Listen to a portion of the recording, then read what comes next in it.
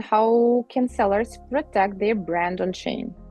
As a brand or as a retailer, you can sell branded products on our platform. In order to do that, so on backend of each store, you need to upload or the invoice of the purchase or the brand authorization. So that's allow us to double check that your products is authentic, right? So from this side, each store that's selling products, actually they need to already provide this kind of a documentation in order to add a brand on their shop.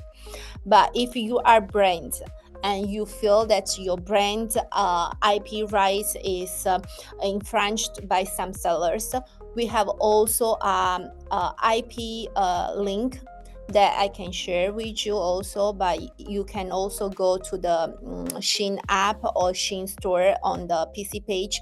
You can find this and you can report any store that has the brand infringement, and our legal team will take care about that and will get you back. So as brand, in order to sell on our platform, you need to provide the seller's record and the all brand authorization or the invoice. But if you are brand, selling on our platform and you feel that your brand is has any kind of issue with the rights, you can report them and we will take care about that. If you report any, I don't know, picture or products, we will double check if this seller they have the right to sell the products and we will get feedback to you. Otherwise, we will take down the products or the picture. Yeah.